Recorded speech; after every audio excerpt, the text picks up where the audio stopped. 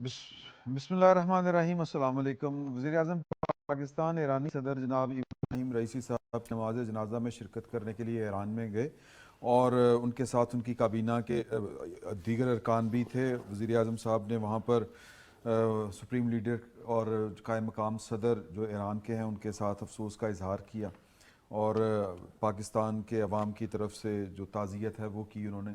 اس کے علاوہ پاکستان کے اندر جو ہے وہ وزیر اعظم صاحب نے کل جس اپنی کابینہ کا اجلاس کیا، صدارت کی تھی، اس میں کل تک تو یہ بات یہ طے تھی کہ یا یہ سامنے آ گئی تھی کہ انہوں نے فیض آباد دھرنا کیس کے لیے جو کمیشن بنا تھا اس رپورٹ کے اوپر بھی اسی طرح سے ہی عدم اطمینان کا اظہار کیا ہے جس طرح سپریم کورٹ نے کیا تھا۔ آج فردر اس میں ڈیولپمنٹ یہ ہے کہ ایک خصوصی کمیٹی انہوں نے تشکیل دینے کا فیصلہ کیا ہے وزیر اعظم صاحب نے کابینہ کی، جو اس سارے معاملے کو دیکھے گی، یعنی رپورٹ کا جائزہ لے گی، اور پھر اس کے بعد کہ رپورٹ کو دوبارہ سے اثر نو اس کی انکوائری ہوگی، کوئی نیا کمیشن بنے گا یا کیا ہوگا، تو اس پر بھی ہم گفتگو کریں گے۔ اس کے علاوہ اقتصادی مشاورتی کونسل جو وزیر اعظم صاحب نے ایک ترتیب دی ہے، تشکیل دی ہے، اس کا آج پہلا اجلاس ہوا ہے، اور اس میں طے یہ کیا گیا ہے کہ جو نجی شعبہ ہے یا جو کاروباری ہیں، عام پرائیویٹ کاروباری جو لوگ ہیں یا جو کمپنیز ہیں، ان کو زیادہ ان کے کاروبار کو فروغ دینے کے لیے پالیسیز جو ہیں وہ تشکیل دی جائیں گی۔ اس پر بھی ہم گفتگو کریں گے۔ اس کے علاوہ پاکستان مسلم لیگ نون کے منشور میں ترامیم کے لیے ایک کمیٹی تشکیل دے دی گئی ہے رانا ثناء اللہ صاحب کی صدارت میں، اور یہ ویسے دوسری کمیٹی ہے۔ ایک تو یہ یعنی کہہ لیں کہ پارٹی کے لیے ہے رانا ثناء اللہ صاحب کی صدارت میں، اور ایک ڈیجیٹل اتھارٹی کے لیے بھی جو کمیٹی بنی ہے گورنمنٹ سائٹ کے اوپر بھی، اس کی بھی جو سربراہی ہے وہ رانا ثناء اللہ صاحب کریں گے۔ تو اس کے علاوہ جو صدر بن رہے ہیں پاکستان مسلم لیگ نون کے جناب نواز شریف صاحب، 28 مئی کو ان کی جو پارٹی کا اجلاس ہے اس میں یہ الیکشن ہوگا، تو ان کے سیاست میں ایکٹیو ہونے سے یا ان کے صدر بننے سے پارٹی اور سیاست مجموعی جو ہے پاکستانی، اس پر کیا اثرات جو ہیں وہ اثر انداز ہوں گے، اس پر بھی گفتگو ہوگی۔ اور اس کے علاوہ حتیٰ عزت کا قانون، یہ بہت بڑا مسئلہ بنا ہوا ہے۔ آج ایک جوڈیشل ایکٹیویزم پینل نام کی کوئی تنظیم ہے، اس نے گورنر پنجاب کو ایک مراسلہ لکھا ہے، اور اس میں انہوں نے ڈھیر ساری تجاویز بھی دی ہیں، اور پوائنٹس جو ہیں وہ بھی انہوں نے آپ یوں کہہ لیں کہ نشاندہی کی ہے کہ جو قانون میں سکم ہیں وہ کیا ہیں کیا نہیں، ان پر بھی ڈسکس کریں گے۔ اور گورنر سے یہ کہا گیا ہے کہ آپ اس کو منظور نہ کریں بلکہ اس کو واپس بھجوا دیں۔ تو دیکھیں اب اس پر کیا ہوتا ہے کیا نہیں، اس پر بھی بات کریں گے کہ صحافیوں کو، کل بھی ہم نے گفتگو کی تھی لیکن آج بھی ہمارے جو پینلسٹ ہیں وہ سارے صحافی ہیں تینوں، تو ان سے بھی پوچھیں گے کہ یہ کیا مسائل ہیں حتیٰ کہ عزت کے، یہ صحافیوں کے علاوہ وکلا بھی اور سیاسی جماعتیں بھی بڑی اس پر پریشان ہیں، اور وہ کیوں ہیں۔ ہمارے اسٹوڈیو میں موجود ہیں جناب شاہد میتھلا صاحب، اور ان کے ساتھ تشریف رکھتے ہیں فاروق عادل صاحب، اور سینئر صحافی ہیں فاروق عادل صاحب، ان کے ساتھ ہیں امداد سمرو صاحب۔ شاہد میتھلا صاحب، ایرانی صدر کے حوالے سے وزیر اعظم وہاں پر گئے ہیں، تو ایک رسمی کارروائی ہے لیکن جانا ضروری ہوتا ہے۔ ظاہر ہے کہ بالکل اسی طرح جس طرح ہمارے جو قریبی عزیز ہوتے ہیں، اسی طرح یہ عالمی سطح کے اوپر بھی اسی طرح کا ہی معاملہ ہوتا ہے ممالک کا بھی، تو اچھا جیسچر ہے۔ بہت اچھا سر ہے۔ سب سے پہلے تو دیکھیں جو پاکستان کی طرف سے پاکستانی پرائم منسٹر اور لیڈرشپ دیگر لیڈرشپ کی طرف سے جو جسچر آیا ہے وہ اپریشیبل تھا، اور سوگ کا اعلان بھی کیا گیا، اور ایک روزہ ہاں ایرانی عوام کے ساتھ ہم سب بھی اظہار تعزیت کرتے ہیں، اور بہت بڑا سانحہ ہے ان کی قوم کے لیے بھی، اور وہ ان میں نیشنلزم ادروائز بھی ایرانی نیشن میں زیادہ، اور جس طرح سے ہم نے ان میں قوت کا مظاہرہ دیکھا یا گانگت کا مظاہرہ دیکھا، ایسے کم ہی اقوام میں دیکھنے میں آتا ہے۔ بہت بڑا حادثہ تھا پوری قوم کے لیے، اور پھر مسلم امہ کے لیے بھی، اس اعتبار سے کہ وزیر خارجہ بھی تھے، ایک ایرانی صدر بھی تھے، اور پھر آذربائیجان کے گورنر اور ایک دو اور بھی امپورٹنٹ جو عہدوں پر فائز لوگ تھے، ان سب کی ایک ہی دفعہ یکا یک ڈیتھ ہو گئی، تو یہ بہت ہی قابل افسوس واقعہ تھا۔ اور بالکل یہ ہماری جانب سے انہوں نے ہمیشہ محبت کا اظہار کیا ہے. ایرانی ہمیشہ سپورٹ کرتے ہیں, کشمیر کاز ہو, دوسرے تیسرے جتنے بھی معاملے ہوں, عالمی سطح پر بھی ہمیں بہت زیادہ ایرانی لیڈرشپ اور ایران سپورٹ کرتا ہے. پچھلے دنوں ہماری تھوڑی بہت چپکلش ہوئی, انہوں نے فوراً سے اس کو ری سیٹ کیا, اور وہ اسٹریٹجک ری سیٹ جو تھا دنیا کی تاریخ پہ بائی لیٹرل ریلیشن شپ میں اتنی جلدی ہوتا نہیں ہے, لیکن انہوں نے بڑا ایک طرح سے بڑا ہی کمپیشن کا اور کھلے دل کا مظاہرہ کرتے ہوئے پاکستان کے ساتھ تعلقات کو ریسٹور کر لیا. پھر ایمبیسڈرز بھی واپس چلے گئے, انوائس بھی واپس چلے گئے. آج پھر پوری پاکستانی امپورٹنٹ جتنی بھی ٹاپ ٹیئر کی لیڈرشپ تھی وہ وہاں پہ گئی ہے, جنازے میں شرکت کریں گے, اظہار افسوس کریں گے, اور پاکستانی عوام کے جذبات ان کو پہنچائیں گے. اور پاکستانی عوام بھی ظاہری بات ہے کہ ادروائز بھی ریلیجیس سینٹیمنٹس بھی ہیں, کچھ ہمارے پاکستانی ہیں, ایک بڑی تعداد ہے ریلیجیسلی بھی ایران کے ساتھ اٹیچڈ ہے, اور ادروائز بھی ہم سب بھی ان کو ایرانیوں کو آن کرتے ہیں, ایران کو ایز کنٹری, مسلم کنٹری ہم سب بھی آن کرتے ہیں.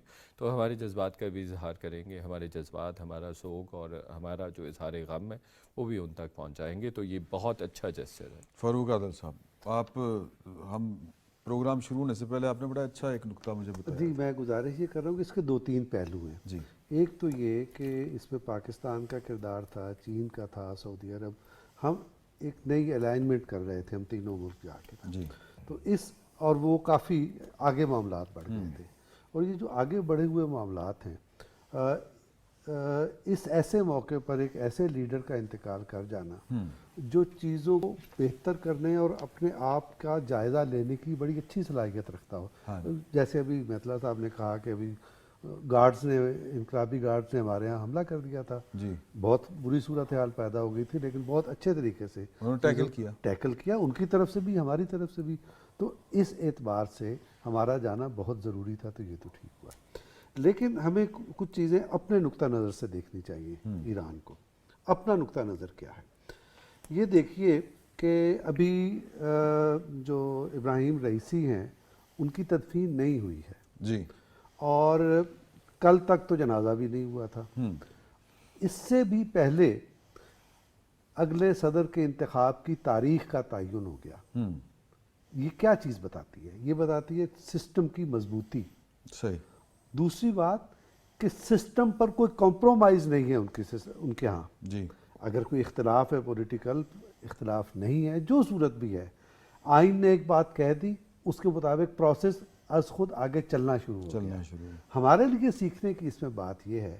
اچھا, ایک اور واقعہ بتاؤں. ایک تو یہ واقعہ ہو نا ابراہیم رئیسی کا, پھر ایک گورنر گئے, ایک وزیر خارجہ گئے, ایک آیت اللہ, اس میں 7 لوگ گئے ہیں. تو ایک تو یہ ہوا. اب آپ یاد کریں 79 میں انقلاب آیا ہے, اور 80 میں یا 81 میں آس پاس جب یہ جنگ ہو رہی تھی عراق کے ساتھ, تو اس وقت پوری کیبنٹ ایران کی, پارلیمنٹ کے بیشتر ارکان, اور شاید کوئی صدر بدر بھی تھا, مجھے یہ یاد نہیں ہے. تو یہ ایک دھماکے میں یہ سارے کے سارے اڑا دیے گئے. ایک جگہ یہ میٹنگ ہو رہی تھی اور یہ پورا یعنی وہ بلڈنگ اڑا دی گئی. اور اس کا مطلب یہ ہے کہ ایران ہیڈ لیس ہو گیا اس وقت. اس وقت بھی جبکہ انقلاب نیا تھا, آپ کے ایک دشمن ملک کے ساتھ جنگ ہو رہی تھی, اس دوران بھی سسٹم جو تھا وہ آٹو پہ لگا ہوا تھا, وہ کام کر رہا تھا. پارلیمنٹ دوبارہ منتخب ہو گئی, حکومت دوبارہ منتخب ہو گئی, اور ایران اسی جگہ کھڑا ہوا ہے. تو ہمارے لیے اس میں سبق کیا ہے؟ ہمارے لیے آج جو ہمارا آج ہے, جس میں ہم ایک دوسرے کی طرف حیرت سے دیکھ رہے ہیں کہ اس نے کیا کہہ دیا, اس کے جواب میں مجھے کیا کہنا ہے, اور پھر کیا اس کے نتیجے میں ہم کہیں کھڑے رہ سکیں گے یا ڈوب جائیں گے. ہم اس خطرے سے 2-4 ہیں نا, تو ہم ذرا پڑوس کی طرف دیکھ لیں, ٹھیک, اور اس سے سبق پکڑیں.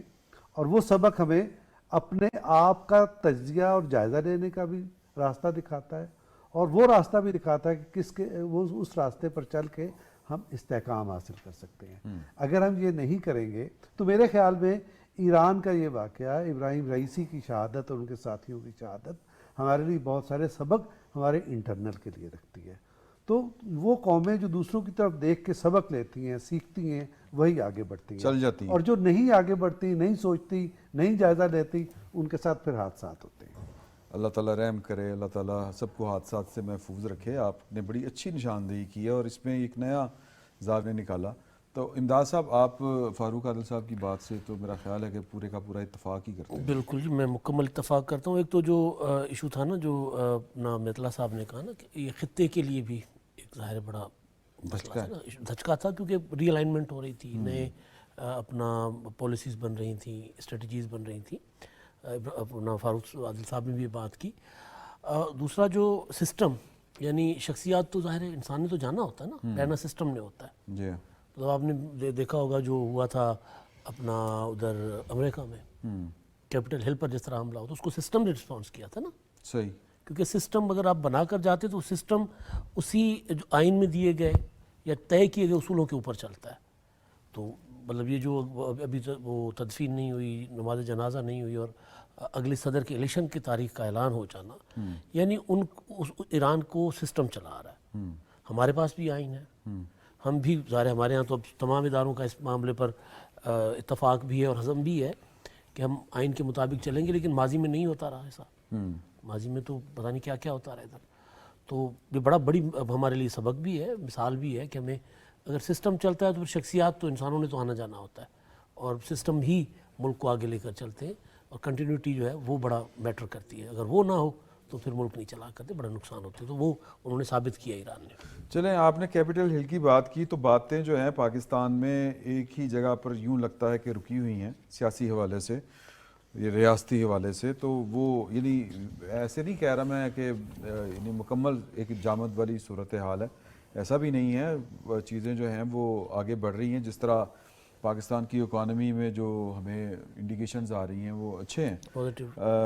آج وزیر اعظم صاحب کی یہ جو خبر ہے تازہ وہ یہ کہ اقتصادی کونسل جو مشاورتی اقتصادی کونسل ہے اس کا جو ہے وہ پہلا اجلاس ہوا ہے، اور اس میں جہانگیر ترین سمیت مختلف جو شخصیات ہیں وہ غالباً جو میری انڈرسٹینڈنگ ہے وہ سارے کی ساری بزنس مین وہ ہوں گے. کا مقصد بھی تھا. اور اس کا یہ اس کی غرض و غایت کیا ہے اس مشاورتی جو کونسل ہے؟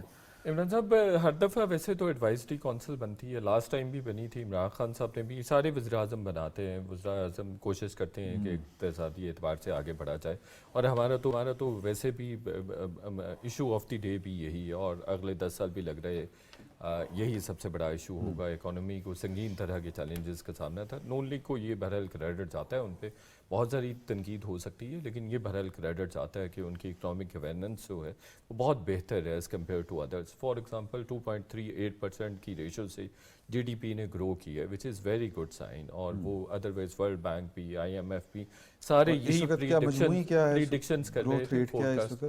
2.38% which is very good.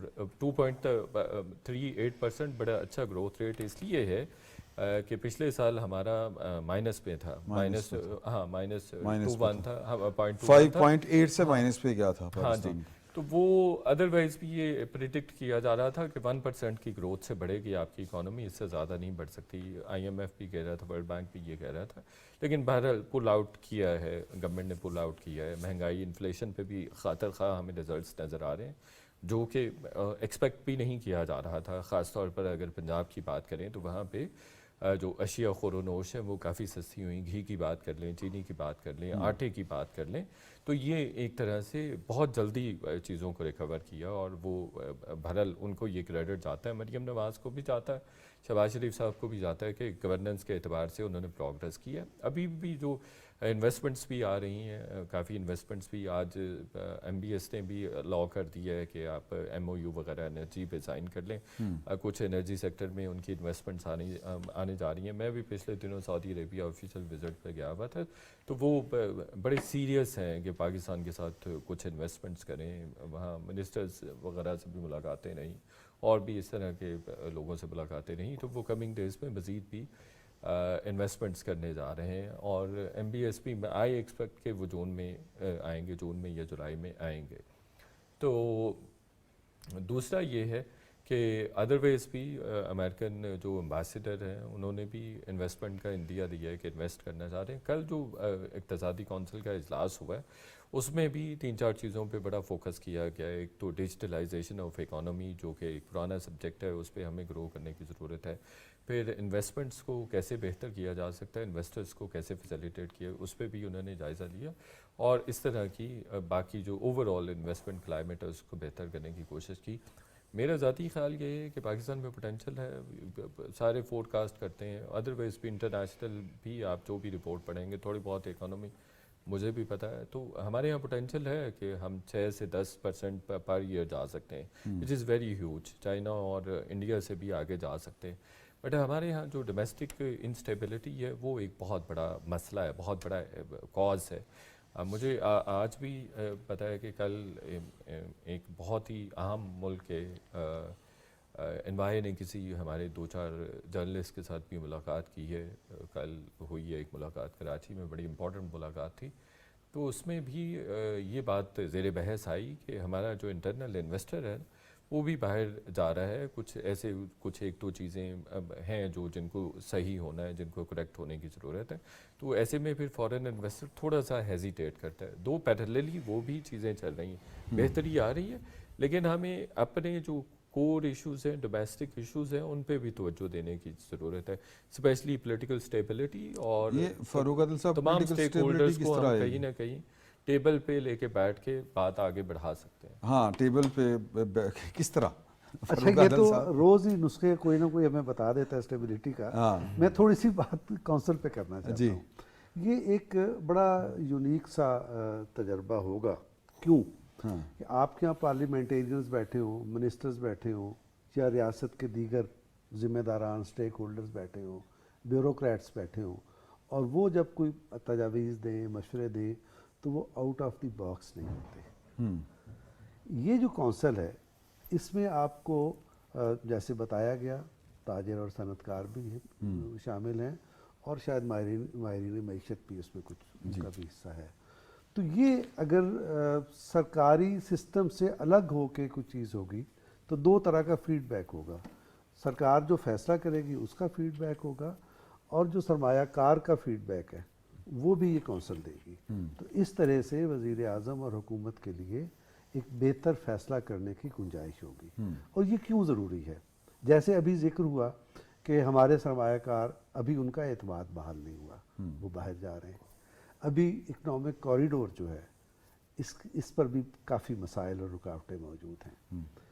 اس طرح کے جو عام آدمی جو ہے ابھی اس کا بھی اعتماد بحال نہیں ہوا، اگرچہ چیزیں سستی ہو رہی ہیں، آج ہی میں پڑھ رہا تھا یعنی جو گیس سلنڈر میں ملتی ہے وہ کافی اس کا ریٹ نیچے چلا گیا ہے، میدے اور آٹے کا ریٹ نیچے چلا گیا ہے، اور بہت جو بنیادی ضرورت کی اشیاء ہیں وہ بہت تقریباً ہاف پہ نیچے چلی گئی، پیٹرول ہو گیا، سنتے ہیں کہ اگلے پندرواڑے میں اور یہ کم ہونے جا رہا ہے۔ اس کے باوجود افراتفری کی کیفیت ہے، تو افراتفری کی اس کیفیت کو یا بے اطمینانی کی اس کیفیت کو یہ فورم جو ہے یہ زیادہ اچھا فیڈ بیک دے کر اچھے فیصلے کرا کے ایز کر سکتا ہے صورتحال کو، تو ایک پہلو اس کا یہ ہے۔ ٹھیک ہے۔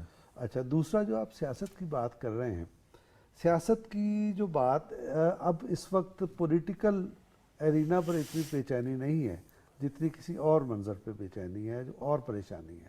اس پریشانی کو آپ سنتے ہیں کہ وزیر اعظم اور صدر یہ کوئی ایسا انیشیٹو لینے جا سکتے ہیں جس کے نتیجے میں جو مختلف اسٹیک ہولڈرز ہیں ان کے درمیان ڈائیلاگ ہو۔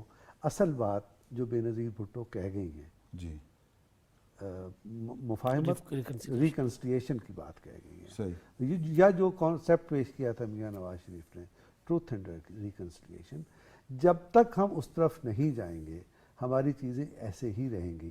اور ریکنسٹریشن کا کیا مطلب ہے؟ ریکنسٹریشن کا مطلب یہ ہے کہ آپ چیزیں طے کریں اور اس کے نتیجے میں ایک نئی قانون سازی ہو، اور جو فیصلے ہوں ان کو تحفظ مل جائے، اور اس کے بعد جو بھی ہے کوئی بھی کھلاڑی ہے پھر وہ رولز آف دی گیم سے باہر نہیں جائے گا۔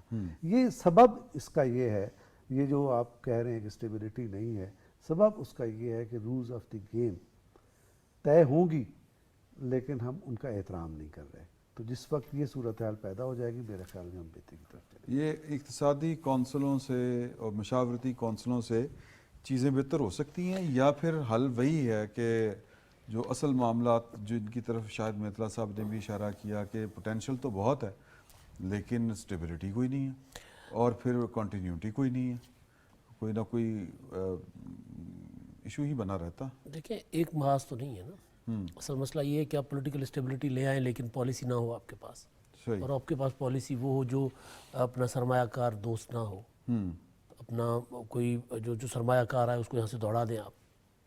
یہ جو یہ جو صنعت کار ہیں, جو تاجر, جس طرح جہانگیر ترین صاحب ہیں, دوسروں کے نام ہیں, یہ بڑے تجربہ کار لوگ ہیں. اچھا, میں بیڈ ٹیسٹ تو نہیں کریٹ کرنا چاہ رہا, لیکن بات یہ ہے کہ ٹیکس تو یہاں پہ وہ انکم ٹیکس کی میں بات کر رہا ہوں, وہ تو کوئی دینے کے لیے تیار نہیں ہے. وہ کوئی صنعت کار ہو, کوئی تاجر ہو, پھر انہی کو ہی بٹھا کر انہی سے ہی پھر مشاورت ہو سکتی ہے نا کیسے کلیکٹ کریں. اوکے, امپوز درخواست کی جائے ان سے. درخواست نہیں, میرا خیال ہے ان کی ان پٹ ہو نا. دیکھیں ہمارے پاس ٹیکس جو ہے نا, ٹیکس کا ایشو, جو بڑا صنعت کار ہے وہ تو کسی نہ کسی حد تک دیتا ہے. ہمارے یہاں جو چھوٹا تاجر ہے وہ نہیں دیتا. ہمارا ایشو جو ہے یہ جو ڈیجیٹلائزیشن کی تجربہ آپ بتاؤں گا, یہ بات کمپلیٹ کر لیں. ڈیجیٹلائزیشن کا جو ایشو ہے نا, کہ آپ فرض کر لیں کہ ایک فگر تھا کہ جو لبرٹی مارکیٹ لاہور جو ہے, وہاں سے جو ٹیکس کلیکٹ ہوتا ہے وہ سارے پورے سال کا ایک دن کا بھی نہیں ان کا جو دیتے ہیں. ٹھیک ہے, پورے سال میں جو کلیکٹ ہوتا ہے, فگر مجھے اس طرح یاد نہیں ہے. تو وہ ان کو بٹھا کر صنعت کاروں کو, تاجروں کو, ان کی مشاورت سے آپ طے کریں گے تو پھر ہوگا. ورنہ حکومتیں, کوئی بھی حکومت ہو, پرویز مشرف صاحب کے زمانے میں ایک ٹیکس ریفارمز آئے تھے, پورا ملک اسٹرائک پہ چلا گیا تھا. امپوز نہیں کر میرے ایک سکتے آپ. دوست ہیں, وہ بتا رہے تھے کہ ہار روڈ پہ وہ ڈی سی صاحب آئے ہیں اور وہ آ کے جو تاجروں کے نمائندے ہیں ان سے گزارش کر رہے ہیں کہ جی کہ انہیں کہیں کہ جی کہ وہ ذرا رجسٹریشن کروا دیں. تو اس طرح درخواستوں سے تو یہ کام نہیں ہوتا ہے. پالیسی بنانے کے بعد تو پھر تو اس کے اوپر سختی سے عمل ہونا چاہیے نا. پالیسی مشاورت سے بنے اور اس کے اوپر جو عمل نہ کرے پھر سختی سے اس کے ساتھ نپٹا جائے نا. صحیح. جب یہ 12 اکتوبر نہیں ہوا تھا مشرف والا, اس سے پہلے سندھ کے گورنر تھے ممنون صاحب, جی, جو بعد میں پریزیڈنٹ ہوئے. تو ممنون صاحب مرحوم نے کراچی چیمبر کے وہ صدر رہے تھے. صحیح.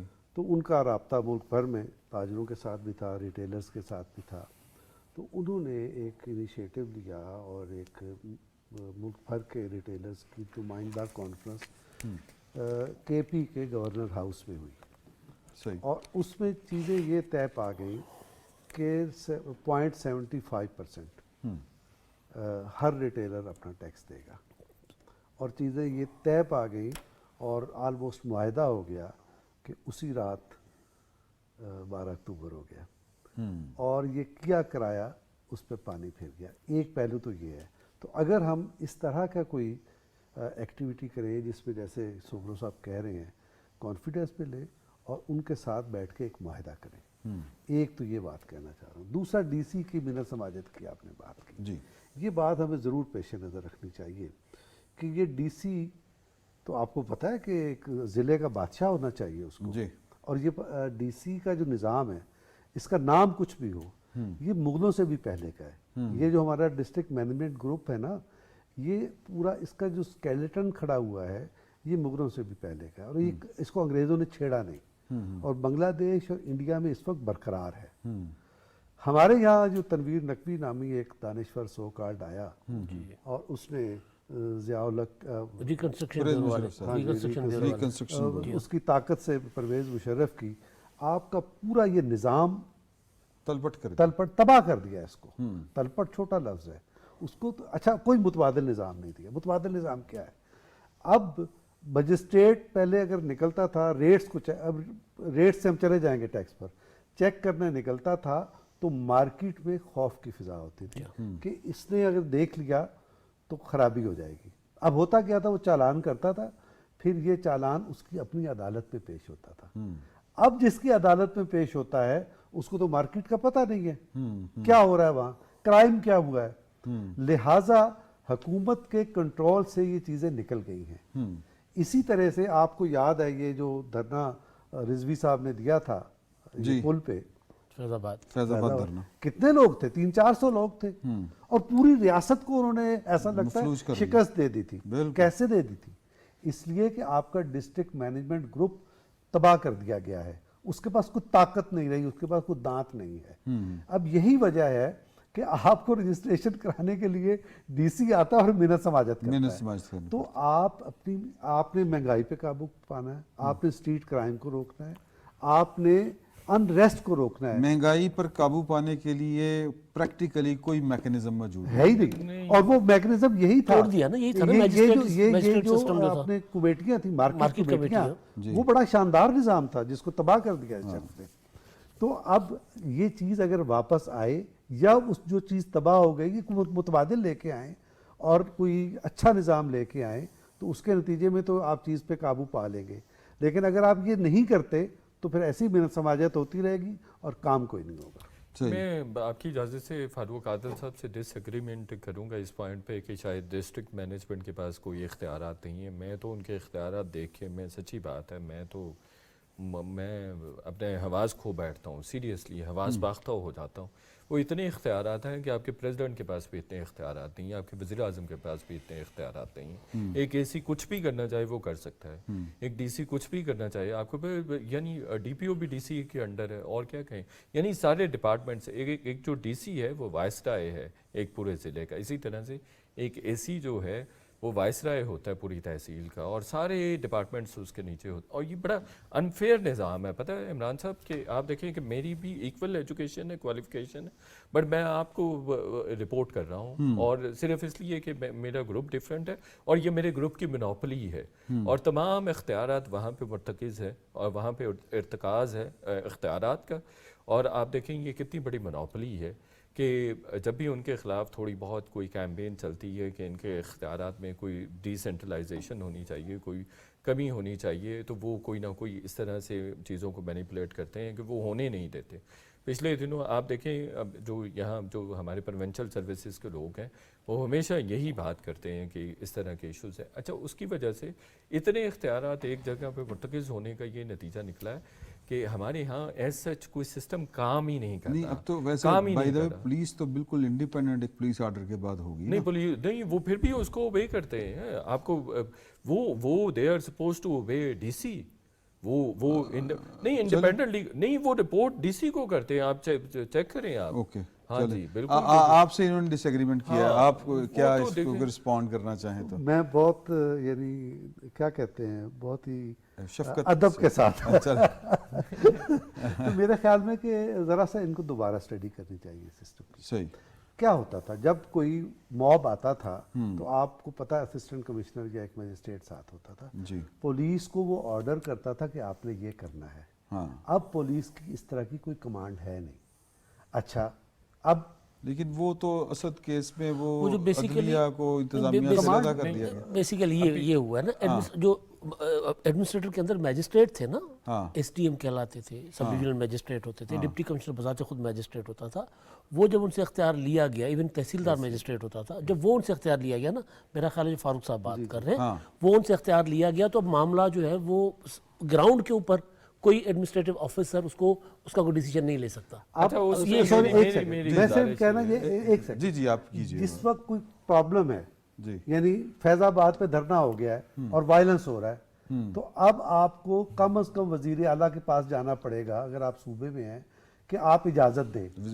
वजीर आजम ने कुछ और ये भी कर सकता है ना, यही तो अर्ज कर रहा हूँ। और उस वक्त मजिस्ट्रेट कर देता। मैजिस्ट्रेट उसी टाइम पे अगर जरूरत होती थी मॉब को डील करने के लिए गोली चलाने की, वो मैजिस्ट्रेट के पास अख्तियार था। लाठीचार्ज और मेरा नॉलेज ज़्यादा डिफरेंट है। नहीं, मेरी बात सुनिए इमरान शफकत साहब, मेरा नॉलेज और मेरा एक्सपीरियंस एंटायरली डिफरेंट है। मैंने तो यही देखा है अभी इधर भी हर जगह पे, मैं मतलब पता नहीं ये कब हुआ, ये सारी चीज़ें कब हुई। मैं तो अभी भी देखता हूँ कि इस्लामाबाद में एसीज जो हैं वो मैजिस्ट्रेट्स भी हैं। आपको पता है वो मैजिस्ट्रेट के तौर पे भी काम करते हैं और बतौर असिस्टेंट कमिश्नर भी काम करते हैं, इस्लामाबाद में भी और बाकी जगहों पे भी। एक चीज़, दूसरी चीज़ ये हो गया कि अभी भी वही डिसीजन लेते हैं। अभी भी कहीं पे प्रोटेस्ट हो रहा है, कुछ भी हो रहा है, वो ऑन स्पॉट होंगे और वही डिसाइड करते हैं और वही ऑर्डर करते हैं पुलिस को, और पुलिस उनको वे करती है अभी भी, आज भी। यानी वो अच्छा, ये वैसे मुझे भी स्टडी करने की जरूरत है। मैं भी देखूंगा ये वाला, क्योंकि हमने तो अब पुलिस को ही इन सारी चीजों को डील करते थे। एसी मौजूद हो गई है, एसी मौजूद होता है, सही, असिस्टेंट कमिश्नर मौजूद होता है, डीसी मौजूद होता है, ठीक है, एडीसी मौजूद होता है। शहबाज शरीफ साहब ने थोड़ा सा मौजूद होता है। मेरा ये परवेज लाई साहब ने किया था। नहीं, अभी भी उन्हीं के अंडर। आप मुझे पता पुलिस ऑर्डर हुआ जब 2002 में भी हुआ, पुलिस ऑर्डर 2002 का बनी है ना। पीपल्स पार्टी, मुस्लिम लीग वगैरह जब इख्तियार में आए हैं تو اور ANP ادھر آئی ہے یہ اچھا ویسے بڑا مزے کا انہوں سبجیکٹ نے ہے. کوشش کی ہے اس کو بحال کرنے کی, جی ہوا نہیں. اس میں جو گیپ آ گئے ہیں نا وہ ابھی بھرے نہیں جا سکتے. بھرے وہ نہیں جو جا سکتے. بلدیاتی پولیس سسٹم کا تھا نا, بالکل ابھی بھی independent سارا system ہو گیا. اختیار انہی کے پاس ہے. ابھی بھی ان کی اچھی خاصی رائیولری ہے PSP اور جو پاس کے درمیان رائیولری ہے, SSPs کو جب DPO وہ کیا ابھی گیا بھی تھا نا, اعتراض ہے ان کا. اور ان کو اس وقت پھر اپنا جو ڈسٹرکٹ کاؤنسلز تھیں یا میئر تھا ان کے ماتحت کیا گیا تھا, پولیس کو ان کے ماتحت کیا, اور پھر نہیں ہوا. پھر وہ نہیں ہوا. پھر نہیں ہوا. تو اچھا ابھی بھی رپورٹنگ اتھارٹی وہی ہے ضلع کے لیول پہ, اسی طرح تحصیل کے لیول پہ, اور ان کے پاس باقی ڈپارٹمنٹس بھی, ان کے ایجوکیشن بھی, ہیلتھ بھی, باقی سارے ڈپارٹمنٹ آج بھی انہی کے انڈر ہیں. ٹھیک ہے جی, یہ اس کو نا تھوڑا سا اسٹڈی کرتے ہیں اور کیجیے گا اور اس پہ ضرور شو کریں. بالکل کریں گے, بہت اچھا بڑا زبردست شو ہوگا. بالکل کریں گے. اور میں اب مجھے چاہ رہا ضرور ہوں کہ invite ہمارے پاس کیجیے گا. ٹائم جو ہے وہ کوئی بہت زیادہ نہیں بچا, تو ہمارے پاس سٹوریز جو ہیں ابھی 2-3 اور پڑی ہیں, تو میں آپ کی چوائس کے اوپر چھوڑتا ہوں کہ ہمیں بات کرنی چاہیے حتیٰ عزت کے قانون کے اوپر یا نواز شریف صاحب کی سیاست میں ایکٹیو جو واپسی ہے, یا دونوں پہ ہم کر سکتے ہیں. اس کا موقع تو پھر بھی مل جائے گا, اس پہ کر لیتے دھرنے پہ کر لیتے ہیں. نہیں حتیٰ کہ عزت ہاں جی بالکل.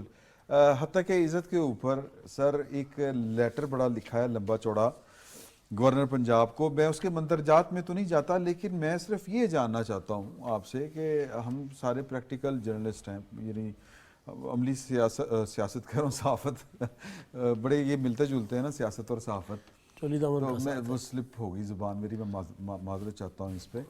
تو جو صحافت ہے, عملی صحافت میں ہم ہیں, اور فاروق عدل صاحب کو تو دہائیاں گزر گئیں, تو سر یہ بتائیں کہ ایک صحافی کو کیا ٹینشن ہے اس سے؟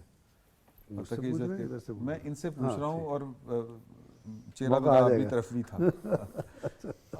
عمران صاحب میں اس کو انڈورس نہیں کرتا, میرے بڑے سارے بائسز ہیں, میں اس کو کیٹاگوریکلی اپوز کرتا ہوں. یہ جو بل پنجاب گورنمنٹ نے پاس کی ہے, یہی پوچھا کہ کیا پرابلم. ہاں میں اس کی پرابلم بتا دیتا ہوں. دیکھیں اس میں بہت ساری امبیگوٹیز ہیں اور ان کی ایسا کوئی واضح صورت نہیں ہے. فار ایگزامپل کہ میں آپ کو ایک ایگزامپل مثال کے طور پہ, آج اگر عمران خان صاحب کہہ دیں کسی کورٹ میں چلے جائیں کہ بھائی میرے اگینسٹ جو ڈیبیٹ ہو رہی ہے میڈیا پہ وہ ڈیبیٹ نہیں ہونی چاہیے, تو ان کے اگینسٹ ڈیبیٹ نہیں ہو سکتی. یا وہ کہیں کورٹ میں چلے جاتے ہیں, ٹریبیونل میں چلے جاتے ہیں کہ میرے اگینسٹ یہ ڈیفیمیشن ہو, میرے اگینسٹ یہ جو ہے وہ ایلیگیشنز لگائے جا رہے ہیں, ایکوزیشن ہو رہے ہیں, الیج ہو رہے ہیں, تو ان پہ بات نہیں ہونی چاہیے. تو اس ڈیفیمیشن لاء کے تحت ہم اس پہ بات نہیں کر سکتے ہیں, جرنلسٹ اس پہ بات ہی نہیں کر سکتے ہیں. نہیں ٹھوس چیزوں پہ تو کر سکتے ہیں. نہیں ٹھوس کا فیصلہ کون کرے گا؟ جعلی خبر تو نہیں, ٹھوس کا فیصلہ کون کرے گا؟ جعلی خبر کا فیصلہ میں آپ کو بتاتا ہوں, وہ جو پہلے والا آیا تھا بطور پولیٹیکل رپورٹر میں آپ کو بتاؤں سر, میں نے آج خبر دی ہے, فرض کر لیتے ہیں وہ خبر سورسز سے میری خبر 100% کنفرم ہے, اچھا, لیکن وہ جو پارٹی, کوئی بھی پارٹی ڈیسیجن کرتی ہے, وہ اگلے دن ڈیسیجن چینج کر لیتی ہے, مجھے کہیں گے آپ نے جعلی خبر دی ہے. نہیں بہت اس میں بہت زیادہ بہت چیزیں, اس میں ایک پہلو اور بھی ہے. جی وہ کیا ہے؟ دیکھیں جرنلسٹ کو میں نہیں سمجھتا کہ کوئی خطرہ ہے اس ساری سچویشن میں. دیکھیں ٹیکنیکلٹیز ہو سکتی ہیں, اس پہ بحث ہو سکتی ہے, اس پہ بات ہو سکتی ہے, لیکن یہ بنیادی طور پر جرنلسٹ کو نہیں ایڈریس کرتا یہ قانون. صحیح, یہ اس ریوڑ کو ایڈریس کرتا ہے جس کا کوئی پوچھنے والا نہیں ہے, جو چترے بے مہار ہے, جو سب کچھ کہہ دیتا ہے. ایک وہ ہے, اور ایک آپ کو یاد ہوگا 2014 سے لے کر اب تک ایک مخلوق پیدا ہوئی ہے ہمارے آس پاس ہی ہے کہیں وہ, اور اس کو سوچنے سمجھنے کی, کسی اخلاق کا لینے کی, سہارا لینے کی ضرورت پیش نہیں آتی. دراصل یہ اس قانون کے مخاطب وہ ہیں, ہاں جی, اور انہی کو خطرہ ہونا چاہیے. میری سمجھ میں نہیں آتا کہ ایک جینوئن جرنلسٹ ہے اس کو کیا خطرہ ہے اس سے. مثلاً میں نے کراچی میں جرنلزم ہی کیا ہے, تحقیقی جرنلزم ہی کیا ہے نا, اور اس میں ہم نے یعنی کرپشن ہی کی سٹوریز پکڑی ہیں, پاکستان سٹیل میں, PIA میں, اور پتہ نہیں کہاں کہاں, صحیح ہے نا. وہاں ہمیں ہدایت یہ کی گئی تھی کہ جو آپ نے ایلیگیشن لگانا ہے اس کا آپ کے پاس ثبوت ہونا چاہیے. نمبر 1, ثبوت کے باوجود آپ جس پہ الزام لگا رہے ہیں اس کا پوائنٹ آف ویو ہونا چاہیے. جو یہ کام کرتا ہے اس کو کوئی خطرہ نہیں ہے. آپ نے جو بات کی امداد صاحب, آپ نے بات کی کہ جی کہ آپ ایک پولیٹیکل رپورٹر کے طور کے اوپر ایک خبر دیتے ہیں کہ جی کہ زرداری صاحب کو جو ہے وہ پارٹی نے فیصلہ کیا کہ وہ صدارت سے ریزائن کر دیں. اچھا یہ فیصلہ واپس ہو جاتا, تو آپ نے ساتھ میں کوئی یا تو کوئی اللہ معاف کرے کوئی ابیوسو لینگویج یوز کی ہو. نہیں میں کہہ رہا ہوں جعلی خبر کی تشریح کوئی پکڑا نہیں جائے گا. نہیں جعلی خبر میں آتی ہے, حد تک میں نہیں آتی. میں جو گزارش کر رہا ہوں جعلی خبر کی تشریح ہونی چاہیے. نہیں فیک نیوز کی تشریح ہونی چاہیے, خبر میں اس طرح سے آتی ہے اس کی تشریح ہونی چاہیے کہ نہیں یہ ٹھیک ہے فاروق صاحب. جعلی خبر اسی طرح یہ جعلی خبر میں آتی ہے. اگر آپ نے سورسز سے خبر دے دی تو فاروق عادل صاحب کے مطابق وہ جعلی خبر ہے, کیونکہ آپ کے پاس ثبوت ہونا چاہیے, کوئی ریٹن بات ہونی چاہیے. جو فیصلے ہوئے ہیں نا منٹس آف میٹنگ ہونے چاہیے. منٹس آف میٹنگ نہیں ہوں گے تو آپ کی ہر خبر جعلی ہے. آپ کو تو حق ہی نہیں ہے آپ خبر دینے کا. نہیں ہاں یہ دیکھیں نا, میں نے انٹرنیشنل میڈیا میں کام کیا ہے, اس میں یہ گنجائش نہیں ہے. پولیٹیکل ڈیولپمنٹ عادل صاحب سب نے کی ہے. ایک سیکنڈ, پاکستان میں کتنی صحافت ہوتی ہے جو آپ پیپر پہ کرتے ہیں, آپ مجھے بتائیں. 5% بھی نہیں ہوتی. دیکھیں میں نہیں آپ کو ایک عمران بات, صاحب نہیں میری ایسے نہ کریں. نہیں میں ایسے نہیں کر رہا, سن لیں بات, جی میرا پوائنٹ آف ویو سن لیں. دیکھیں کہ پاکستان میں صحافت جو ہے نا وہ کوئی اپنا ہی رخ اختیار کر گئی ہے. اگر اس بات پہ ہیں جہاں پر صحافت جن کی دریافت ہے نا جن ممالک کی, آپ نے وہاں پہ کام بھی کیا ہوگا, فاروق صاحب نے کیا ہوگا, وہاں پر جس طرح کی ہم یہاں پہ صحافت کر رہے ہیں وہ اس طرح کی وہاں پہ نہیں ہوتی. میں تھوڑا سا دو تین ایریاز ہیں نا, 2-3 ایریاز ہیں. ایک تحقیقی جرنلزم جو فاروق صاحب کہہ رہے ہیں کرپشن, وہ تو سورسز سے ثبوت کے ساتھ ہوگی نا, ثبوت کے ساتھ ہوگی. اچھا لیکن ڈاکومنٹیشن ہوتی ہے, جو سکینڈلز ہوتے ہیں اس کی ڈاکومنٹیشن ان کی ڈاکومنٹیشن, پولیٹیکل ڈیولپمنٹس کی نہیں ہوتی. لیکن جو پولیٹیکل ڈیولپمنٹس ہوتی ہیں یا مختلف میٹنگز ہوتی ہیں, جو منٹس آف میٹنگ جو ادروائز جو صحافی کوٹ کر رہے ہوتے ہیں اس کا کوئی ریکارڈ نہیں ہوتا. میں آپ کو ایک اس کا کوئی ریکارڈ نہیں ہوتا. سچا واقعہ میں آپ کو بتانے لگا ہوں.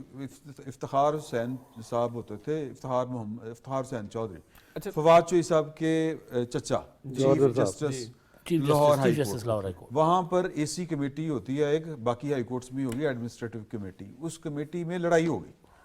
اب وہ خبر جو تھی وہ ہم تک پہنچ گئی, وہ خبر ہم نے دے دی. اب ہم نے وہاں پر ڈائلاگ کوٹ کیے کہ جو جسٹس فخر النساء کھوکھر صاحبہ تھیں انہوں نے یہ بات کہی, فلاں جج صاحب نے یہ بات کہی, خبر چھپ گئی. اے سی کمیٹی دوبارہ بیٹھی, انہوں نے کہا ہم نے توہین عدالت کی کارروائی کرنی ان 3 رپورٹروں کے خلاف. ایک میں تھا, سعید چودھری تھے اور پھر سید فیصل شکیل. سر وہ کارروائی نہیں کر سکے کیونکہ خبر ٹھیک تھی.